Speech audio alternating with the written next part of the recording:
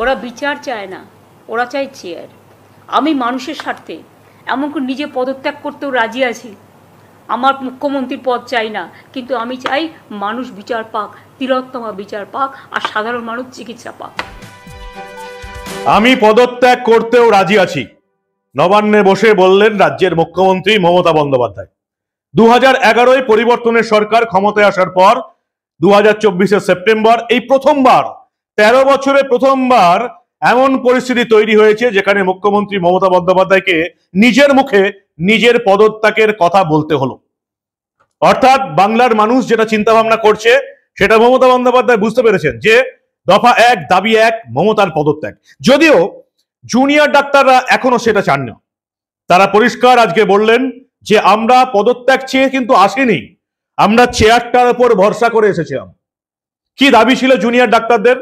শুধুমাত্র এই সভাটার live streaming করতে হবে। মমতা বন্দ্যোপাধ্যায় আপনারা জানেন সমস্ত জেলায় প্রশাসনিক সভা করেন, লাইভ স্ট্রিমিং হয়, গোটা বাংলার মানুষ লাইভ দেখে, 3 ঘন্টা 4 ঘন্টা লাইভ করা হয়। শুধু এই বৈঠকটাই মমতা বন্দ্যোপাধ্যায় লাইভ করতে রাজি ছিলেন না, যার জন্য আজকে জুনিয়র ডাক্তারদের সঙ্গে বৈঠক ভেস্তে গেল। নবান্নের দোরগোড়ায় পা দিলেন জুনিয়র ডাক্তাররা। মমতা বন্দ্যোপাধ্যায় 2 ঘন্টা বসে রইলেন নবান্নের সভাঘরে, 13 বছরে প্রথমবার। সাদা শাড়ি পরে বসে রইলেন মমতা বন্দ্যোপাধ্যায়, তার সামনে সাদা সাদা চেয়ারগুলো খালি রয়ে গেল, বৈঠক হলো না। কেন? কারণ মমতা বন্দ্যোপাধ্যায় জেদ লাইভ স্ট্রিমিং হবে না। কারণ উনি যেখানে লাইভ স্ট্রিমিং করান সেখানে মাইক থাকে শুধু ওনারই হাতে, সেখানে 4 ঘন্টা বলে যান শুধু উনি। কিন্তু এখানে 26টা মেডিকেল কলেজ হাসপাতালের ডাক্তাররা বলবেন অভাব, অভিযোগ, দুর্নীতি, থ্রেট কালচার, তৃণমূলী কালচার। ফলে লাইভ স্ট্রিমিং কি করে হবে এই বাংলার মানুষের সামনে? মমতা বন্দ্যোপাধ্যায় অজুহাত দিলেন। কি বললেন মমতা বন্দ্যোপাধ্যায়? কেন তিনি পদত্যাগ করতে রাজি আছেন? কিভাবে চন্দ্রিমা ভট্টাচার্যের পর মমতা বন্দ্যোপাধ্যায়ও জুনিয়র ডাক্তারদের দাগিয়ে দেওয়ার চেষ্টা করলেন, যেটা এই রাজ্যের তৃণমূলীদের আসল প্র্যাকটিস, হেরে গেলেই অন্যকে দাগিয়ে দাও। সবটা দেখাবো আপনাদের। এই প্রতিবেদন শেষ অবধি দেখুন। আমি মানব, দা নিউজ বাংলায় আপনাদের স্বাগত জানাচ্ছি। ওরা বিচার চায় না, ওরা চায় চেয়ার। এমনকি নিজে পদত্যাগ করতেও রাজি আছি। 13 বছরে প্রথমবার মুখ্যমন্ত্রী মমতা বন্দ্যোপাধ্যায় এমন অবস্থার সামনে যেখানে পদত্যাগের কথা ভাবতে হচ্ছে, বলতে হচ্ছে। মুখ্যমন্ত্রী মমতা বন্দ্যোপাধ্যায় বললেন আমি পদত্যাগ করতেও রাজি আছি, কিন্তু জুনিয়র ডাক্তাররা বিচার চায় না, তারা চেয়ার চায়, আমার চেয়ার। হুমকিও দিলেন ছোট্ট করে। আগে শুনে নিন যে নবান্নের বৈঠক ভেস্তে দেওয়ার পর, নবান্নের সভাঘরে 2 ঘন্টা বসে থাকার পর মমতা বন্দ্যোপাধ্যায় রাজ্যের বাসিন্দাদের উদ্দেশ্যে ঠিক কি বলতে চাইলেন।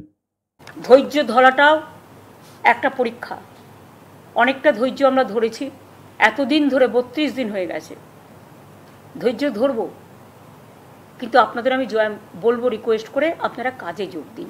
আমার এটুকু আহ্বান থাকবে। এবং আমি জানি তাদের মধ্যে অনেক গ্রুপ এসেছিলেন, অনেকে আলোচনা করতে আগ্রহী ছিলেন, কিন্তু 2-3টে গ্রুপ বলবো না, 2-3 জন বাইরে থেকে ইনস্ট্রাকশন আসছিল এবং তারা সেসব আমাদের কাছে আছে, আমরা দেখতে পাচ্ছি, কারণ প্রেসই তো তুলছে, প্রেস তো পেছনে ছিল। তাদের কাছ থেকে পেয়েছি আমরা যেটুকু, যে তারা ইনস্ট্রাকশন দিচ্ছে নেগোশিয়েট করবে না, মিটিংয়ে যাবে না। I am sorry, I apologise to the people of my state and other state. It never happens anywhere. আমাদের হাতে এসমাও আছে, সব কিছু আছে, কিন্তু আমি করব না, কারণ আমি এমার্জেন্সির সাপোর্টার নই, আমি এসমার সাপোর্টার নই, আমি দানবিকতার সাপোর্টার নই। আমি একজন মানবিক মানুষ, আর আন্দোলনে আমার জন্ম হয়েছে। আমি আন্দোলনকে সম্মান দিতে জানি, কিন্তু দয়া করে আন্দোলন করলে সমস্যা যেমন হয় তার সমাধানও হয়। কিন্তু আমরা প্রথম দিন থেকেই চেষ্টা করে যাচ্ছি, উই ট্রাইড আওয়ার বেস্ট। এরপরে আশা করি জনগণ আমাকে ক্ষমা করবেন আমার এই কটি কথা বলার জন্য। আমাদের নামে আমাকে অনেক অসম্মান করা হয়েছে, আমাদের সরকারকে, মামাটি মানুষের সরকারকে অনেক অসম্মান করা হয়েছে, অনেক অপমান করা হয়েছে। সোশ্যাল নেটওয়ার্কে অনেক ভুল বোঝাবুঝি হয়েছে, অনেক কুৎসা অপপ্রচার হয়েছে, যারা সাধারণ মানুষ জানতেন না যে এর মধ্যে একটা কালার আছে। মানুষ এসেছিলেন বিচার চাইতে তিলোত্তমার, কিন্তু আশা করি মানুষ বুঝতে পারছেন ওরা বিচার চায় না, ওরা চায় চেয়ার। আমি মানুষের স্বার্থে এমনকি নিজে পদত্যাগ করতেও রাজি আছি। আমার মুখ্যমন্ত্রীর পদ চাই না, কিন্তু আমি চাই মানুষ বিচার পাক, তিলোত্তমা বিচার পাক, আর সাধারণ মানুষ চিকিৎসা পাক।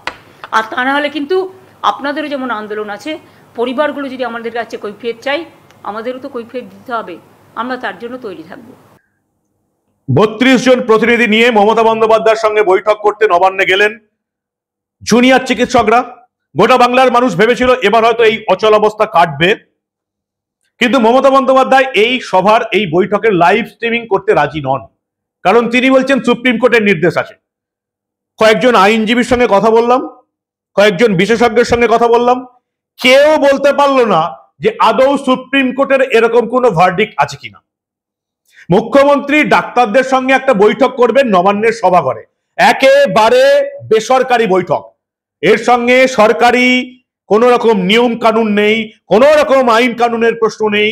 মুখ্যমন্ত্রী মমতা বন্দ্যোপাধ্যায় আজকেও বাংলার মুখ্যমন্ত্রীর চেয়ারে বসে এই রাজ্যের মানুষজনকে, জনতাকে নির্লজ্জ মিথ্যা কথা বললেন সুপ্রিম কোর্টের নির্দেশে। যা হোক একটা বুঝিয়ে দিলেই হলো। বাংলার মানুষকে আর মূর্খ বানিয়ে রাখা যাবে এখনো মনে হয় এই তৃণমূলীদের? মমতা বন্দ্যোপাধ্যায় বলছেন সুপ্রিম কোর্টের নির্দেশ। কিসের নির্দেশ? কার নির্দেশ? কোনো নির্দেশনামা নেই বলছেন আইনজীবীরা এবং বিশেষজ্ঞরা। তিনি আজকে আবার হুমকি দেবার চেষ্টা করলেন। ঠিক কি বললেন শুনুন আপনারা। গতকাল এবং গত পরশু হায়েস্ট অথরিটি মানে চিফ মিনিস্টার বোঝায় অব দ্য স্টেট। আমরা দুদিন অপেক্ষা করেছিলাম, আরো 2 ঘন্টা করে। ভেবেছিলাম তারা আসবেন, হয়তো আসতে পারেননি। যাই হোক, ওরা ছোট। আমাদের কাজ হচ্ছে তাদের আবেগকে মর্যাদা দিয়ে তাদের ক্ষমা করে দেওয়া। আমরা ক্ষমা করে দিয়েছি। এবং আজকেও কিন্তু মনে রাখবেন, যখন তারা আমাদের চিঠি পাঠায়, চিঠি পাওয়ার পর আমাদের চিফ সেক্রেটারি একদম কারেক্টলি লিখেছিলেন যে ওপেন মিটিং, ডেলিগেশন আসুক to ensure smooth functioning of the healthcare infrastructure in the state. The same cannot be in any manner contrary to the direction passed by the Honorable Supreme Court for resumption of work, as such direction bind the state. আপনারা জানেন অন্য সময় একবার আমি ওদের নিয়ে, ওরা যেটা বলছে ঠিকই বলছে, লাইভ স্ট্রিমিং করে দিয়েছে। ফের একবার নবান্নে মুখ্যমন্ত্রীর চেয়ারে বসে মিথ্যা কথা বললেন আজকে 27 জনের মৃত্যু হয়েছে। আদৌ এই 27 জনের মৃত্যুর পেছনে জুনিয়র ডাক্তারদের আন্দোলন দায়ী কিনা কেউ জানে না। পরের শুনানি এই নিয়ে কপিল সিব্বল এবং রাজ্যের মুখ্যমন্ত্রী মমতা বন্দ্যোপাধ্যায় তার আইনজীবীরা সমস্যায় পড়ে যাবেন। কারণ জুনিয়র ডাক্তাররা যে হিসেব দিয়েছেন তাতে এই বাংলায় যে সমস্ত জায়গায় কাজ হচ্ছে, ডাক্তারি হচ্ছে, তার 0.52% করেন জুনিয়র ডাক্তাররা, 1% নয়। রাজ্যের মাত্র 26টা মেডিকেল কলেজ হাসপাতালে জুনিয়র ডাক্তার আছে, বাকি কোথাও নেই। ফলে জুনিয়র ডাক্তারদের জন্য 27 জনের মৃত্যু হয়েছে। বাংলার মানুষকে সম্পূর্ণ ভুল বোঝানোর চেষ্টা করছেন বাংলার মুখ্যমন্ত্রী মমতা বন্দ্যোপাধ্যায়। এত নির্লজ্জ মিথ্যা কথা তিনি কি করে বলেন, গোটা বাংলার মানুষ সেটাই এখন ভেবে যাচ্ছে। আদৌ জুনিয়র ডাক্তারদের তিনি কি করে দায়ী করেন এই মৃত্যুগুলোর পেছনে? ভেবে দেখা দরকার আপনাদের। জুনিয়র ডাক্তাররা কি বলছেন তাদেরকে দাগিয়ে দিলেন রাজ্যের মুখ্যমন্ত্রী মমতা বন্দ্যোপাধ্যায়। বললেন চেয়ার দখল করতে এসছে। জুনিয়র ডাক্তাররা শেষ অবধি রাজ্যের স্বাস্থ্যমন্ত্রীর পদত্যাগ চেয়েছেন, পুলিশ মন্ত্রীর পদত্যাগ চেয়েছেন, পুলিশ কমিশনার বিনীত গোয়েলের পদত্যাগ চেয়েছেন এবং রাজ্যের 3 স্বাস্থ্য অধিকর্তা তাদের পদত্যাগ চেয়েছেন।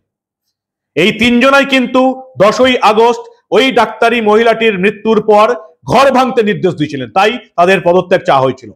জুনিয়র ডাক্তাররা স্লোগান তুলেছেন ঠিকই, মুখ্যমন্ত্রীর পদত্যাগ চাই, কিন্তু আজকে নবান্নের বৈঠকে তারা গেছিলেন বিচার চাইতে।